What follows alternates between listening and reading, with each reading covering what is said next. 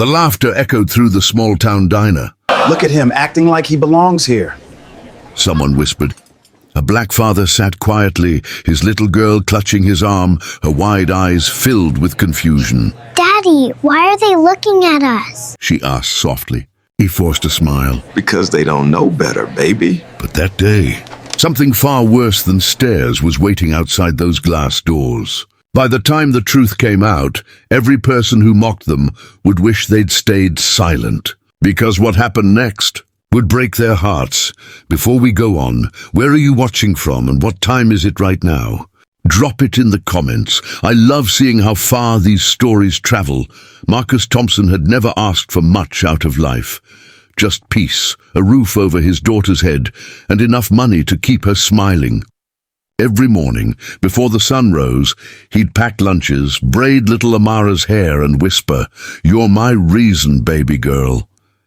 She'd giggle, wrapping her tiny arms around his neck. They lived on the edge of Millstone, a quiet, mostly white town where smiles came easy, but whispers traveled faster than truth. Marcus worked double shifts at the auto repair shop, his hands rough, his voice always calm. People respected his work, but not everyone respected him. When he walked Amara to school, parents would pull their children a little closer. Some wouldn't meet his eyes.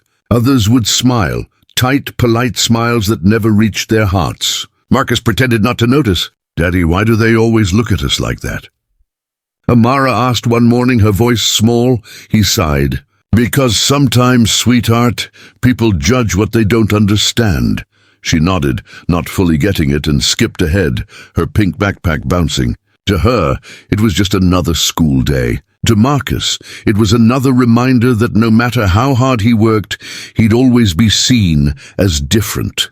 Still, he kept faith. He believed kindness could change minds. He believed time would soften hearts. But one Saturday afternoon, after a small act of courage that should have earned him gratitude instead of scorn, Marcus would learn just how quickly a community's mask of civility could shatter.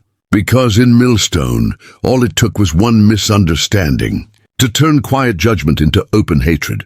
And once that line was crossed, there was no going back. It started on a warm Saturday afternoon, the kind that made the town look almost peaceful. Marcus and Amara had stopped by the local park after running errands. He promised her ice cream from the new shop near Main Street, the one everyone in Millstone loved to show off. When they walked in, the chatter dipped. Just for a moment, but Marcus felt it. That shift in air, that quiet weight that only someone who's felt unwanted can recognize. "2 cones, please. 1 vanilla, 1 chocolate," he said, forcing his warmest smile. The young cashier hesitated. Sorry, sir, we're out of chocolate." Marcus glanced at the freezer full of it behind her. "That's so?" he asked softly. Her cheeks flushed. "Manager's orders." He nodded, his smile fading just enough to sting. "Then vanilla it is." They sat outside, pretending not to hear the laughter coming from a group of teens nearby. "Guess they'll let anyone in here now," one boy said loudly. Marcus clenched his jaw. Amara's small hand tugged at his sleeve. "Daddy, can we just go home?" "Yeah, baby. Let's go." As they stood, an older man stumbled out of the store, the manager red-faced and puffing his chest. "Hey, you planning to pay for that extra cone?" Marcus froze. "What extra cone?" "I saw you pocket something." The man barked, his voice echoing down the street. A small crowd began to form. Amara's eyes welled up. "Daddy, we didn't—" "Quiet, sweetheart," Marcus whispered. "Empty your pockets." The manager shouted. Marcus slowly turned them out, keys, wallet, nothing else. But the damage was done. Phones were out. People were recording. A police cruiser rolled up, lights flashing. "Sir, we got a call about theft," the officer said as he stepped out. Marcus raised his hands. "Officer, I didn't steal anything." "You can check." "Sir, step away from the girl." Amara cried out. "No! Don't touch my daddy." The officer's hand moved to his taser. That's when a woman's voice cut through the noise. "I saw the whole thing. He didn't take anything." All eyes turned to her. A middle-aged white woman standing near her car, trembling but firm. "He just bought ice cream." "That man," she pointed to the manager, "made it up." The officer hesitated, lowering his hand slightly. The manager's face twisted. "She doesn't know what she saw." But the crowd began to murmur, doubt spreading like wildfire. Some stopped recording. Others started questioning. Marcus bent down to Amara's level. "You okay, baby?" She nodded, wiping tears from her cheeks. He stood slowly, his voice shaking but controlled. "You accused me in front of my daughter. In front of everyone. You think an apology will fix that?" The manager looked away, silent now. Marcus turned to leave, holding Amara close. But as they walked off, someone from the crowd whispered, "Maybe he got away with it." Marcus heard it, every word, and he realized something painful.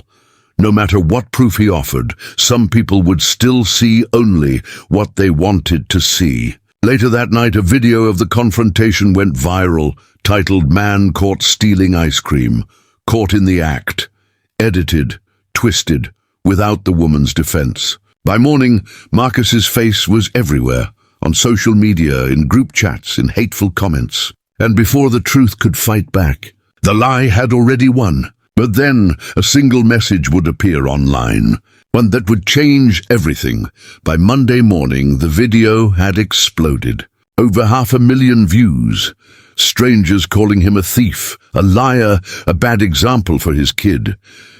Marcus's phone wouldn't stop buzzing, every notification cutting deeper than the last. He'd been suspended from the repair shop pending investigation. His boss didn't even look him in the eye. Amara sat on the couch, scrolling through her tablet. Her small voice broke the silence. "Daddy, why are people saying you're bad?" Marcus knelt in front of her, his heart cracking. "Because some people don't know the truth yet, baby. But they will." That night he walked back to the same ice cream shop, the scene of it all. News crews were there now, bright lights piercing the quiet street. The same manager stood behind the counter, arms crossed, jaw set. "You've done enough damage," the man hissed. "Leave before you embarrass yourself again." Marcus stepped forward, his voice trembling but firm. "You embarrassed me in front of my child. You turned a lie into a weapon. People had gathered outside, neighbors, reporters, strangers holding phones high. Then the voice from before cut through the air again. I told you he didn't steal." The same woman, the witness, was back, this time holding her own recording. "I didn't post it before," she said, voice shaking, "because I was scared. But I can't stay quiet anymore." The screen lit up on her phone, her footage showing the whole truth. Marcus paying. The manager walking out seconds later, faking outrage. The crowd gasped. Reporters swarmed. The manager stumbled backward, pale. Marcus stood frozen, the weight of every insult, every whisper, every hateful comment pressing against his chest. Amara looked up at him. "See, Daddy, I told you good people tell the truth." Tears welled in his eyes, not from victory, but from exhaustion, from knowing how close the lie had come to destroying them. But as the cameras flashed and truth finally found light, Marcus realized something even more painful. The world might finally see him, but only because they'd first watched him suffer. Days after the truth came out, the town of Millstone was buzzing, not with gossip, but with guilt. The video of the woman's proof spread just as fast as the lie had. News outlets retracted their stories. People who once mocked Marcus now filled his messages with apologies that came too late. But Marcus wasn't looking for forgiveness. He was looking for peace. He stood in front of the shop one last time, holding Amara's hand. The closed sign hung crooked on the door, the manager long gone. The same people who once recorded him in shame now avoided his eyes. "Daddy," Amara whispered, "are we safe now?" He knelt down, brushing a curl from her cheek. Safer, maybe, but not done yet, because the truth was, this wasn't just his story. It was a story that happened every day to people who never got cameras or witnesses or justice. Marcus decided to speak out, not with anger, but with purpose. He stood before classrooms and town halls, telling their story, not to relive the pain, but to make sure others never had to. One night, as he tucked Amara into bed, she asked softly, "Daddy, why did they think you were bad?" He took a deep breath. "Because some people see color before they see character, baby. But we're going to change that, one truth at a time. The camera of the YouTube story lingers on his face, tired but strong, a man who chose courage over silence. The narration fades in. He was mocked, accused, and nearly broken. But in the end, his truth became louder than their lies. Racism doesn't always wear a uniform or carry a weapon. Sometimes it hides behind smiles, policies, and silence. The question is, when you see it happen, will you stay quiet, or will you be the one who speaks up? Because sometimes justice doesn't start with power. It starts with someone brave enough to tell the truth. If this story touched your heart, don't just scroll away. Hit the like button to stand against injustice. Drop a comment with "I stand for truth," and make sure you're subscribed. Because more real stories like this deserve to be heard.